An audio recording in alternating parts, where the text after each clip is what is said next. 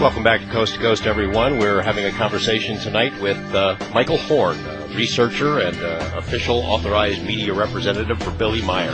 As we're learning, Billy Meier is, there's a lot to swallow on this one. It is one of the most controversial and enduring stories in all of ufology, a guy who claims to have had contacts for 60 or more years. And we're going to get into the types of proof that exist to support this story, also some of the most pointed criticisms of the story over the next couple of hours. Among the most interesting aspects of the Billy Meier case is prophecy.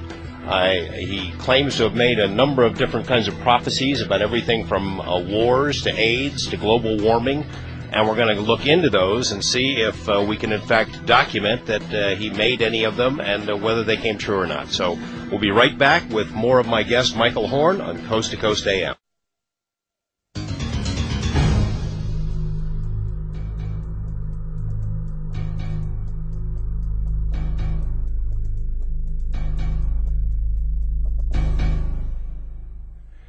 Welcome back to Coast AM. We're talking with Michael Horn about the Billy Meier case, one of the most enduring and controversial cases in all of ufology. Michael, one of the most persuasive pieces of information that's contained in your new documentary, The Silent Revolution on Truth, is something you referenced a couple of minutes ago. This woman who, as a young girl, lived at this ashram, or was around in the ashram at the same time that Meier was there. Yes. And then as an adult, she somehow realizes that this guy in Switzerland, the same guy talking about UFOs, was the man that she met as a girl. Tell that story. Well, yeah, that's very much the story. She tells it in a little more detail in the film. She explains, of course, the situation at the ashram and her grandfather, all the villagers. She had a woman who was also like, I guess, an assistant or almost like a nanny for her. I think the word she used was Aya. And there's a photograph with her, Aya, sitting looking out at these 8 hovering, UFOs over the ashram, and then Pobo goes through all the different photographs and explains where they were and who saw what, and how some people with her could see the UFOs and other people just couldn't quite see them. It sounded somewhat like that story. I think it's Magellan ships on the horizon, and some of the native people could see the ships, or most of them couldn't because it wasn't in their paradigm, what have you.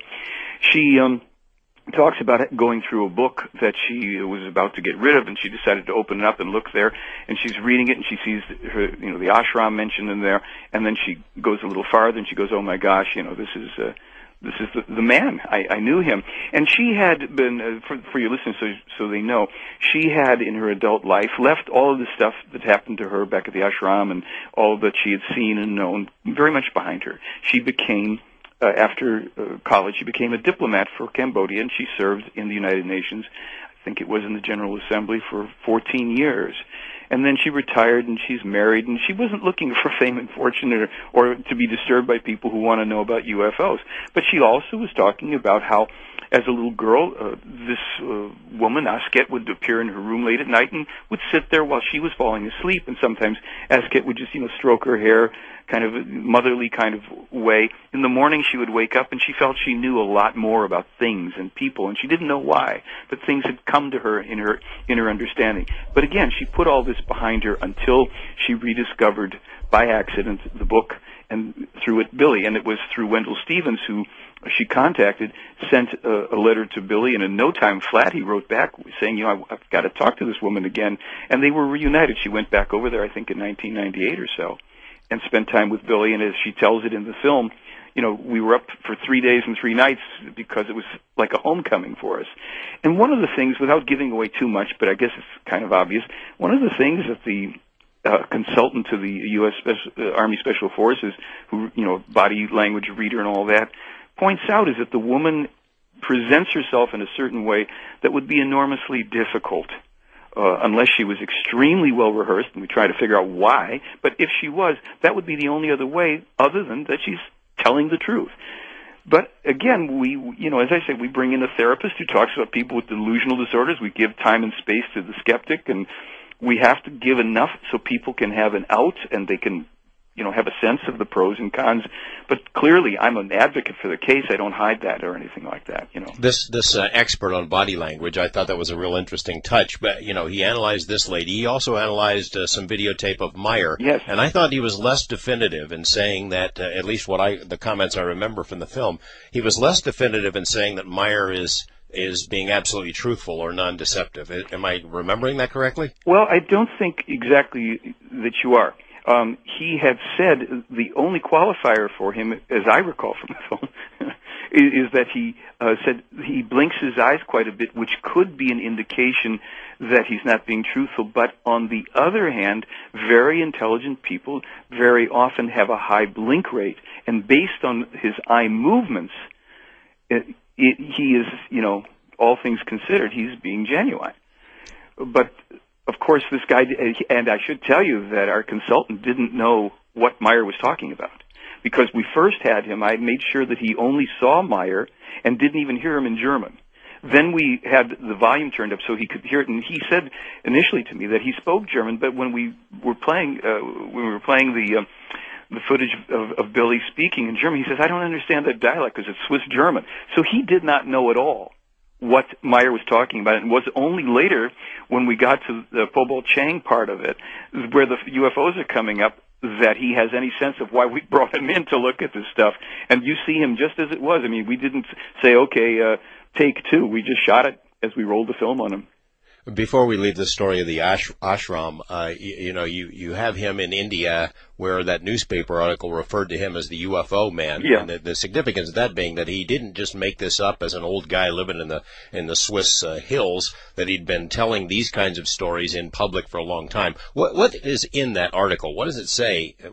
What does it tell about Billy Meier at that time in his life? I don't have it in front of me, but I'm trying to remember. It's been a long time since I read the clipping. It had to do with something about a young man who's traveling around who claims that he has been meeting with extraterrestrials since he was a child, and that he had been to 3 planets, and that he was taking photographs in space or with them, things like this.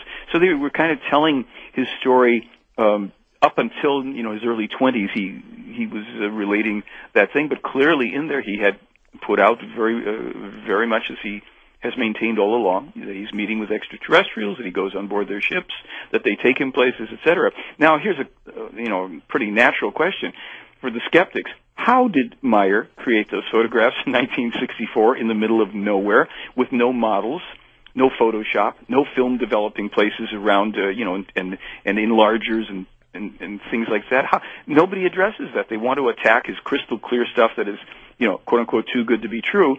But when you show the series of photos, as we do in there, of 1964 India, up to 8 craft hovering around the ashram, what does it take for people to get that this is a very, very, important event in human history? And the skeptics who have all along said, well, the fact that he has one arm now, that's no big deal. The 2-armed skeptics can never duplicate his photos. So I am always a little flabbergasted by the inability of people to deal with the 64 stuff. Well, through the course of the evening, we're definitely going to get into questions that have been raised about the photos, as you certainly know. And I've heard from several of these skeptics, people you've had your own encounters with, and we'll get into that as well. I wanted to go back to something you mentioned when we were first speaking here about how you tried to trick Billy Meier. Mm-hmm. How did that work? What'd you do? Well, I'm glad we're this far into the program, because a lot of people, if I started with this story too soon, they'd go, this guy's a total nutcase. And they may do that by the time we're done tonight, too. But here's what happened. About, I think it's 3 full years ago, going on 4 years ago, I was with Billy in his office, where we shot the interviews inside with him primarily in that little office, and there's just so much stuff in there. And it was only recently, in the past maybe 6 or 7 years, I think, that Meier got a computer, because